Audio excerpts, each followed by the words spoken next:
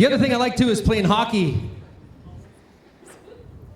And Grand Chief Pat Madabi and Regional Chief Dave been doing some hockey playing and stick handling.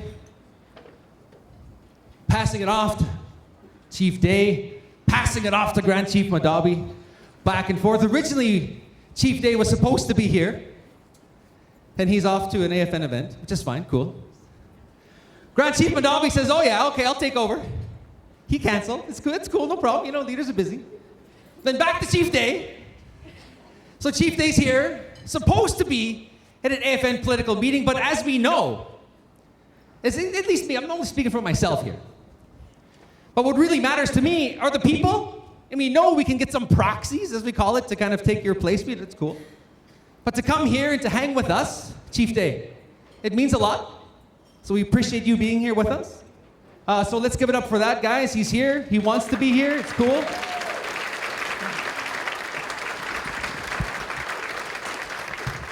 But Chief Day is from Serpent River First Nation. He's the Ontario Regional Chief. And he is a huge fan of me and the work that I do. Maybe he'll talk about that. And now you're thinking, no, I'm for that guy. But anyway, let's give it up for my brother right over here, Chief Day.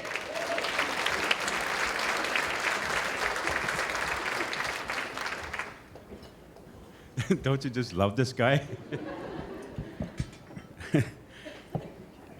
First of all, I want to acknowledge the Creator, the creation, the prayers, and the protocols.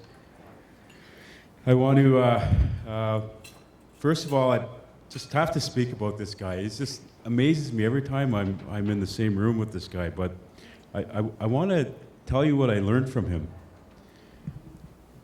One time he said to me, it's about inspiring the people. We have to inspire. And I've picked that up from day one. And that's what makes Stan Wesley the great facilitator that he is. Let's give him a big round of applause because he does do that. But what does that mean to me and why do I call him my friend? Well, you see his hair?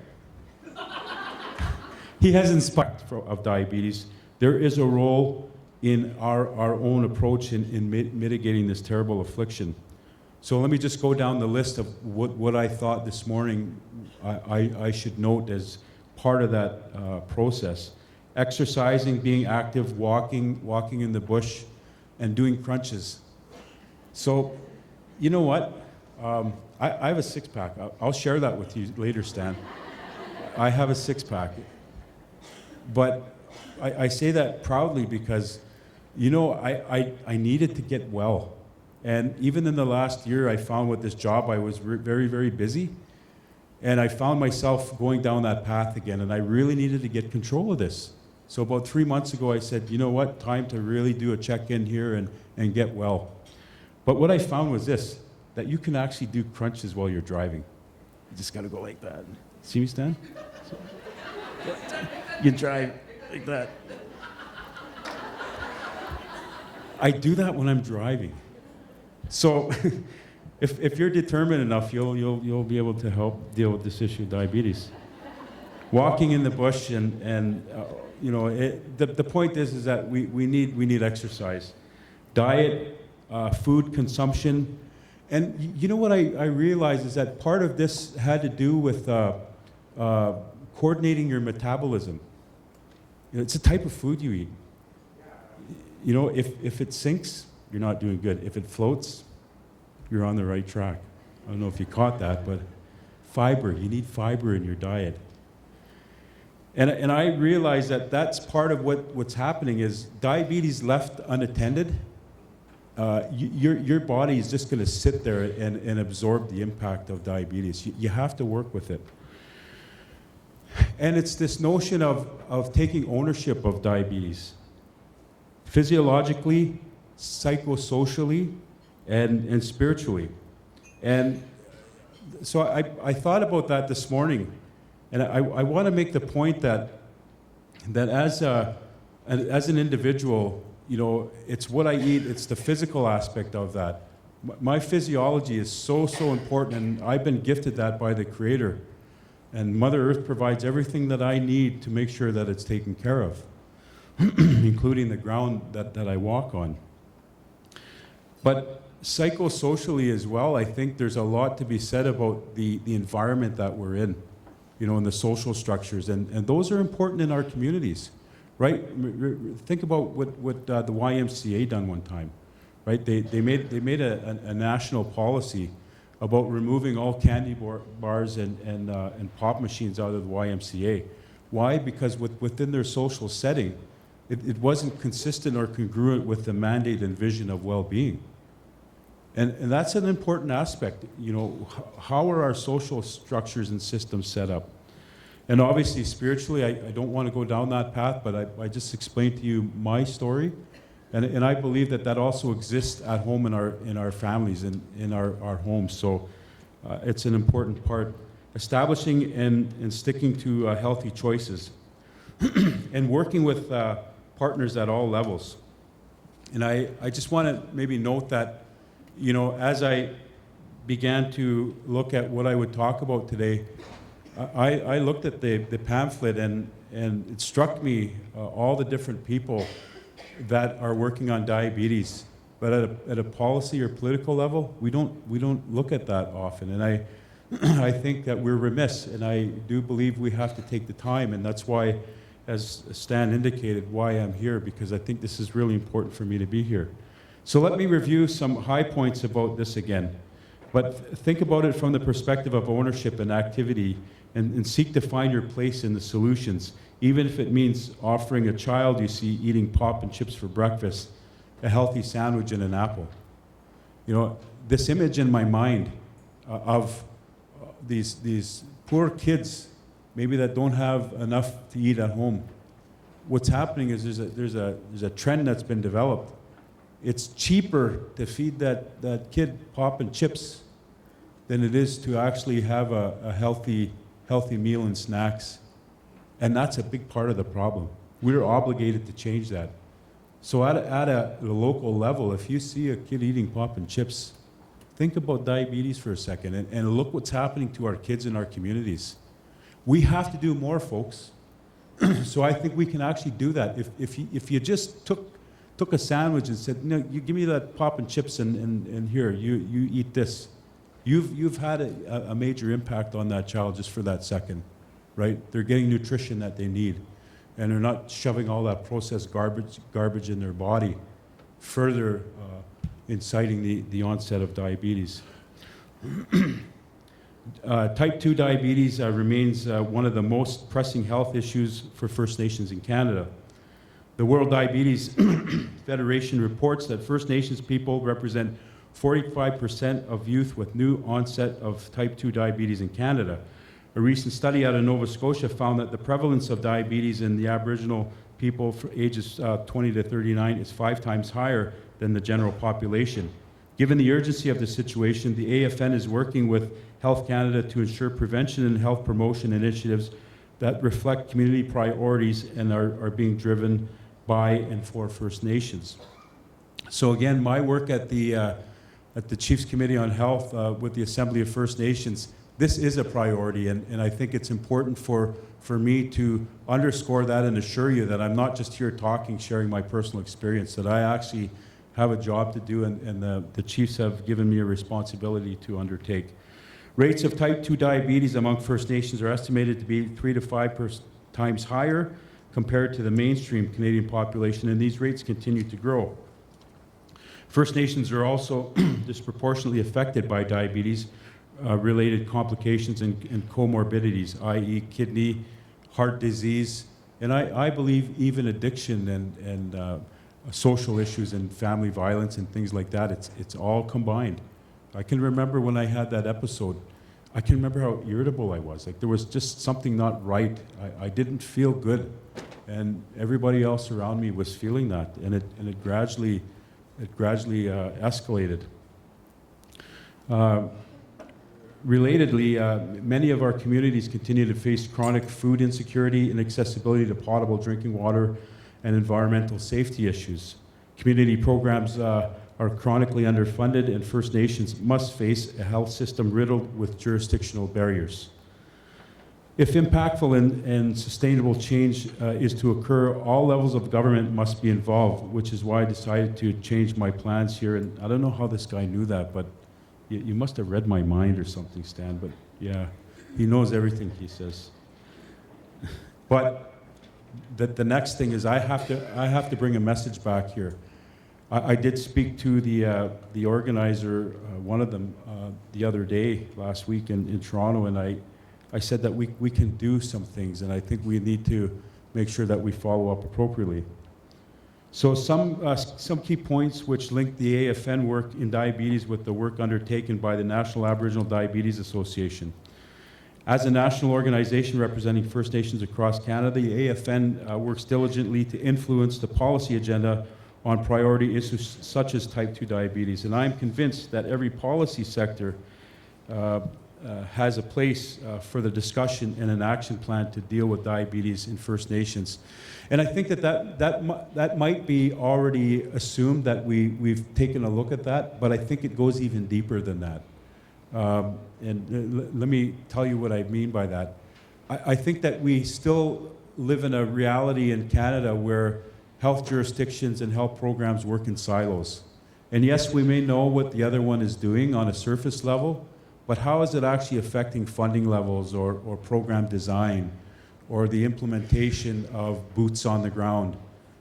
There's so much going on in the undercurrent of Canada's healthcare system, and I want to be able to take the issue of diabetes and analyze politically what that's doing to our communities and the fact that we're just not making the impact that we need to on diabetes. So there definitely is some work to do, and I believe that we've got a good team at the AFN that are quite prepared to look at that. The AFN does this work by collaboratively working with partners like NADA to strengthen advocacy efforts and drive the position of change. The AFN also works with partners like NADA to support First Nations access to culturally safe and culturally grounded diabetes and chronic disease prevention and management strategies, services, programs, and resources which reflect unique local health and wellness priorities. And let me tell you where I've seen that happen on the ground. Is Chief Joe Buckle here? I don't see his hand up. I seen him in the lobby earlier. But I was in Mishmakaten First Nation about 3 weeks ago. And I decided, I was there just to visit the chief and talk about some of his priorities. But then I said, I'm the health portfolio. I should go and see the health department. So I sat down with these wonderful women that work in the organization there. There you are, over there, yeah. And then I saw these other two ladies. Were you one of those ladies? You were, right? Yeah, there you are. They were in another room, and they were wearing white jackets, and they were in blue, right? It was blue and it was purple. Yes. Anyways, what they were doing, they were working with machines and stuff, and I said, you know what, I'm gonna go get my sugar checked. And I told them my story, right? You remember, I told you my story. And they checked my sugar, and then they also took another test and shoved it in this bigger machine that gives you an extrapolation of numbers and what your blood is doing and so on and so forth. They took my blood pressure, I took my weight, and it's all better than normal, right? It's all excellent. And I felt good, and those ladies were doing their job. And let's give them a big round of applause, because they actually, that's boots on the ground right there. But my point is this, is that there's stuff happening on the ground that I think we need to make the connection. And what I said was, maybe Mishmakaten can look at a strategic plan that looks at the interdependent, interrelated service delivery at a local level that seems to be at a community that's not fully remote, but semi-remote. And there's ways that we can work with issues like diabetes. And I want to commend Delico for actually having that service, because I think it serves a great purpose and a means to an end of somebody who wants to address and deal with diabetes. Because you were there for me, and I actually felt really good leaving the community that day and knowing that all this work that I was doing was paying off. The AFN is currently undertaking the work of an update of our 2006 First Nation Diabetes Report Card. The new report card will reflect the current First Nation Type 2 diabetes landscape and a compilation of calls for action. We are reviewing this and other aspects of diabetes at the Chiefs of Committee on Health and our First Nations Health Techs Networks body, and that the work that they carry out to ensure that that particular work and our efforts at the national level reach the ground and bring partners together. So where's this all going? And I'm just going to start winding down now. We must focus on the policy landscape, the front line, and personally. So I think that there's 3 levels there, right? There is this bigger landscape nationally and within the context of the province, territories, and federal government programs and services, the front line, and then personally. And I think I've touched on all of those so far. We must recognize the broad landscape of the status of Indigenous health, narrowing it down to focus on initiatives regarding diabetes.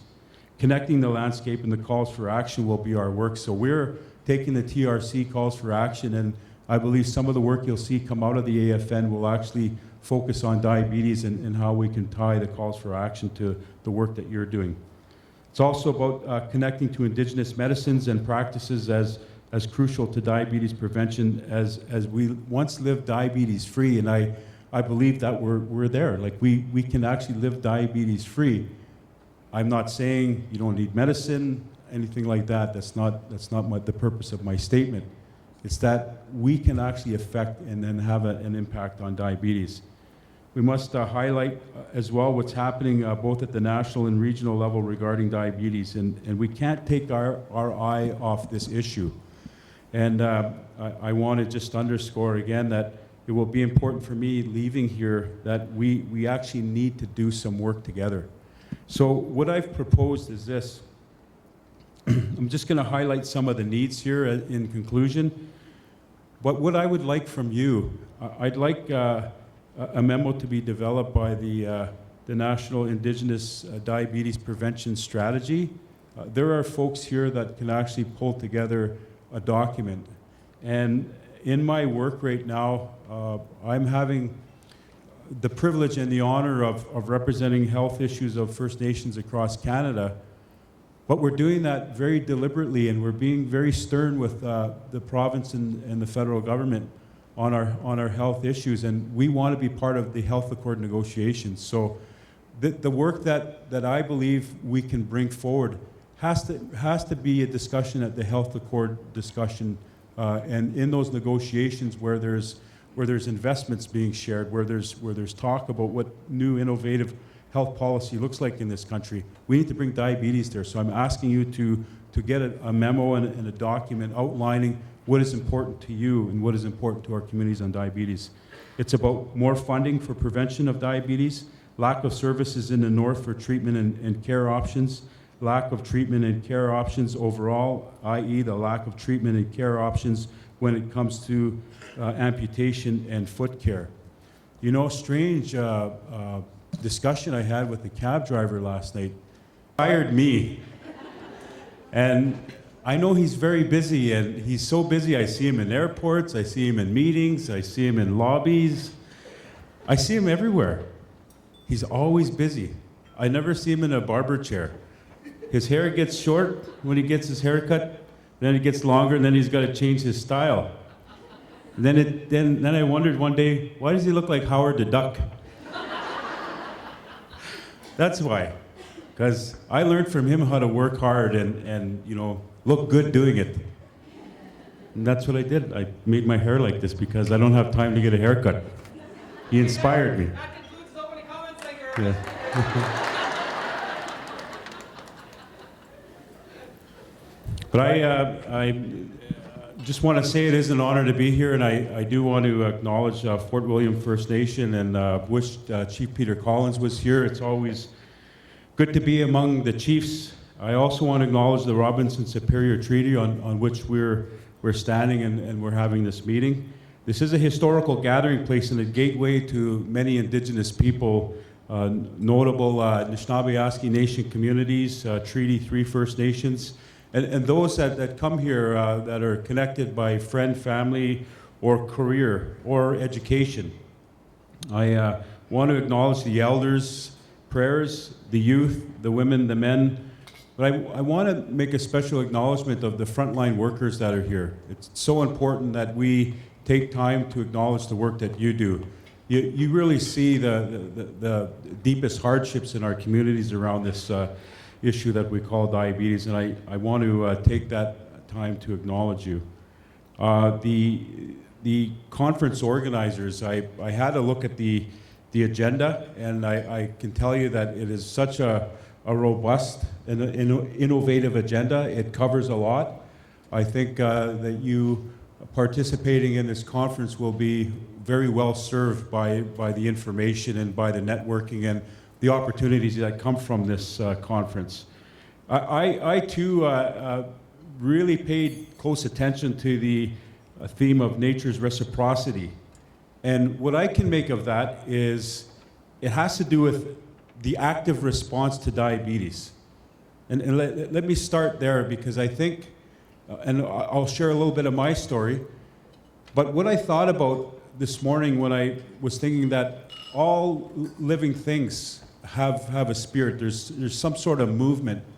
And with diabetes, I firmly believe that as many of our people do, and the onset or the impact of diabetes as they deal with it, we often realize that one of the common denominators is inaction, people not moving, lack of activity.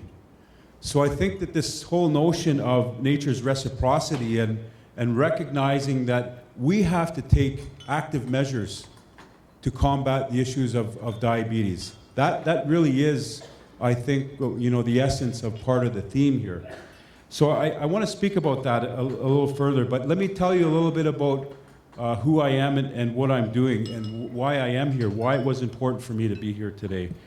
I'm responsible to 133 First Nation communities in Ontario as the Ontario Regional Chief, and I am also responsible to over 600 First Nations in Canada through my role of the chair of the Chiefs Committee on Health at the Assembly of First Nations. So I have the health portfolio, and it was told to me about a year ago that if you have that file, then you need to consider, what your personal well-being is. Are you healthy? Can you actually stand up to questions in dealing with health on a personal level? And I had to, and I'm going to share that with you a little bit more. Diabetes affects every one of your First Nations, and I could tell you that as I thought about that this morning, it was very profound when I started thinking about what you as individuals in your First Nation communities deal with when it comes to diabetes. And I just had a bird's eye view in my own imagination of what that means at the community level. And you as frontline workers, you think like that all the time because that's the work you're doing. So I can tell you that I very much, in just the short time I thought about that this morning, I've gained a huge appreciation for the work that you do as frontline workers. In fact, diabetes is said to affect 1 in 5 First Nation individuals in Canada. More accurately, every First Nation person is either directly or indirectly affected by this terrible illness. We, and I, must come away from here with a plan. We are obligated, and let me explain what I mean. So I'm from Serpent River First Nation, and I was the chief there for 10 years, prior to becoming the regional chief last year in June. And it was during the time that I was the chief of my community that I went through an episode that would change my life and that would change my views about this terrible disease. It also helped me change my approach to personal health and well-being. So let me share that with you. I was also told that coming to this conference, I could talk about policy and I can read from some technical notes, but it would probably make more sense and it would probably make more of an impact if I told you about the things that I went through. So here I go. So you remember Idle No More, right? And I'm sure that spirit lives in many of you in this room. And it did for me at that time when it was happening. I was one of the chiefs that went to the House of Commons and we pushed on the door. As a matter of fact, my teammate Pat Madabi was one of them. But at that time, I was very, very active politically. I was probably about a chief in my second or third term, and I was very focused on the rights of our people, and I saw what was happening on the ground, and I saw what the Conservative government was doing with respect to its bills to fast-track development and ignore the importance of our land. Bill C-38 and 45, our people said, we have to stop this. So it was a push for the land. There was a push for our connection to the land and recognition for our jurisdiction and authority as First Nations. But the story is this. What happened to me at that time, I was so driven by being there and having an active role in advancing this notion of idle no more, that I started to find myself, my blood pressure was through the roof. I started feeling the effects of eating very unhealthy foods, and the way I can best describe that is I just found myself eating food that would help keep me awake. So I'd eat a lot of sugar and things that I found would just give me a boost. Well, it turns out I had bad eating habits. I wasn't sleeping right. I wasn't exercising. I was really running myself into the ground. But the classic symptoms of diabetes, as you all know, the eyes were getting blurry. My blood pressure was through the roof. I had my body was just doing some awful things. And then I started going to the bathroom a lot, and I was overweight at that time. If you look at pictures of me during that era, I was anywhere between 260 and 270 pounds. And I was feeling it. But it all came to a head when I started getting disoriented, and I knew something wasn't right. And it was about 1:45 in the morning or thereabouts. It was very early. All my family was asleep, and it was cold season, and I had gotten a cold. And see, what was happening to me, and most of you know this, is that when you're going through that part and your kidneys are starting to be impacted, you go to the bathroom a lot, and you're becoming dehydrated, and there's just a lot of awful things happening to the body. Well, that was happening to me. I was blurry. There was a lot of bad things happening to me. But it finally hit me when I started coughing, and my lungs had a cold in it, but the fluid was running right through me. And what was happening to me is I was coughing in my bed, and because there was no fluid in my lungs, I was feeling like I was coughing up a lung, and it hurt really bad. And my blood pressure was, there's just a lot happening to me. But what went through my mind was, I could die here tonight. I could actually go through an episode. Everything could shut down on me, and there's just something wrong with me. And I realized that I hadn't accepted at that particular point in time that this was diabetes doing this to me. I knew it, but I just never took the time to check my sugar. And so I said, I don't want to die. I need to be here for my children and my family. So what I did was the next day, I said, I need some help. I called Gloria Pelche. She's at one of these glucometers at home, and my sugar was 26, 27 that morning. So that was it. Like, I had to go to the doctor. I got the appointment, and I had been checking my sugar quite regularly by the time I did manage to get to the doctor. And he said, Isadore, you're going to have to go on this pill, or you are going to be on a needle. I said, Doc, I don't want any of that. So just give me a little bit of time. So what I did was I knew I was checking my sugar. I had started to monitor the food I was eating, because I started to see what foods were doing this to me. And I started eliminating those things. But I had to gradually doctor myself, and that's the best way that I could describe it.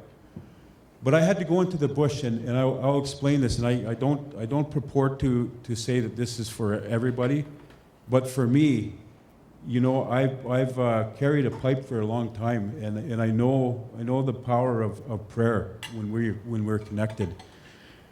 So for me, I knew I needed to use that at that point in my life, and There was a medicine that I was told about years ago, and I always remembered it. There's a blueberry root, and that root, there's a certain part of the root that you use, and you make tea out of that.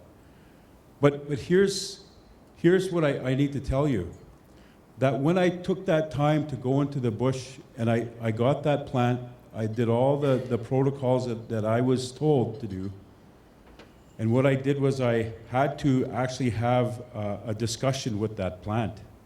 And it was like this, and like again, this is only my experience, but it helped me.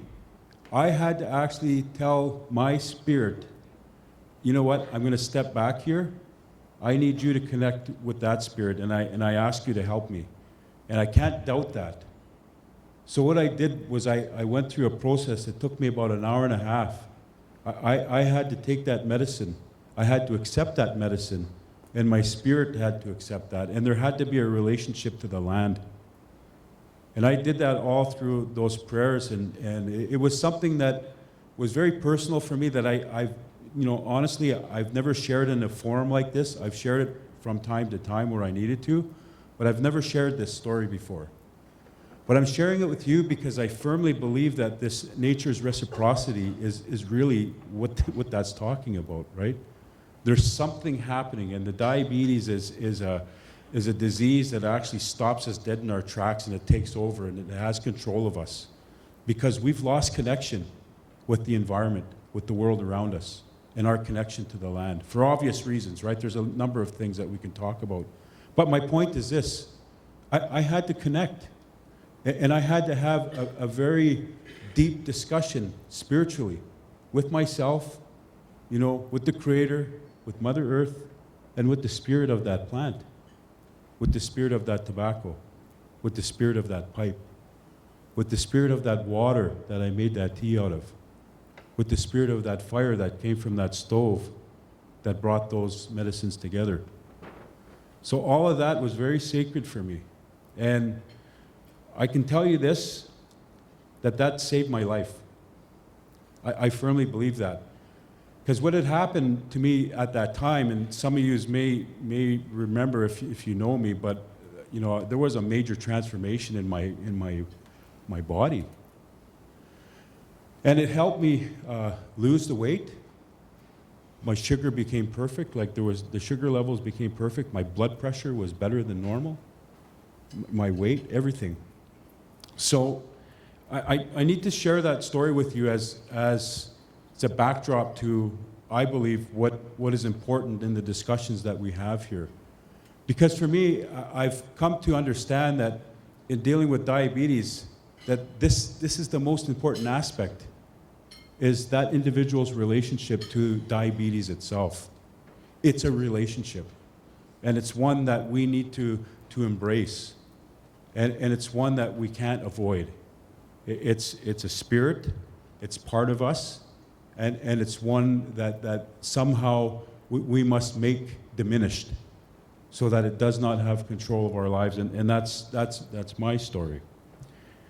So in framing this discussion on a personal level, I do believe that there is hope in addressing diabetes and facing this debilitating epidemic. But we've much work to do, and we've much to understand about the issue of diabetes, and that's why I think this conference is so important. The issue of prevention is vital, because that little one there that I was told about in one of our northern communities, 12 years old, diagnosed as being legally blind from diabetes, a young 12-year-old girl. That's preventable, folks. That's preventable. That can be altered. We don't have to accept that. So on a personal level, that's what I wanted to share, and no matter where we were at within the spectrum of impact, he was telling me that he had a friend who got told that we're going to have to take your foot off. And he told his friend, don't do that. You tell them that you want another opinion. And he said that another doctor, they were able to actually save that person's foot, and they're walking around on their foot today, right? There's something that really, really bothers me. It's that when you look at 100 homes in the mainstream, in a rural community, and you look at 100 homes in a First Nation community, those 100 homes, they're going to have a high percentage of wheelchair ramps going in and out of those homes than you will see in the mainstream. That's the reality. That's the picture of diabetes and the impact in our communities. So in conclusion, we've got some work to do, and I want to help in that work. I want to thank you for allowing me to speak here this morning. It's giving me a personal opportunity to say, you know what, I have to celebrate my health and my well-being, and I am inspired by the work that is done by you at the community level. The epidemic of diabetes among First Nation people stems from a number of factors, including the loss of our connection to the land, access to traditional foods, poverty, poor housing, and inequitable health care. This is a social determinants of health issue. And I believe that we have to continue to elevate the discussion of diabetes from the context of the social determinants of health policy across this country. And I've been able to get the ear of Minister Philpott and Minister Hoskins in the province of Ontario here, and we're working together. I'm going to be going into a retreat with them on the 29th, and I'm going to share with them that there are a lot of great people doing a lot of great work in the area of diabetes, and that we must see an augmentation of supports and investments to further impact diabetes, because I believe we can. Our goal is to beat diabetes, and that means many things to many people. But we have one common denominator. Despite where you are in the spectrum of impact of diabetes, you can make an impact. Let me help you, and you help him, and she can assist the family, and we can all help our First Nation communities deal with the issue of diabetes. That's the reality. And I for what it's worth, maybe my personal experience and the gift of health and well-being for me when dealing with my diabetes has been really just a way for me to be able to stand here and speak in congruence with that value system of being able to deal with diabetes. That's a gift, and I want to thank you for that, and I want to thank you for allowing me to be here. Miigwech.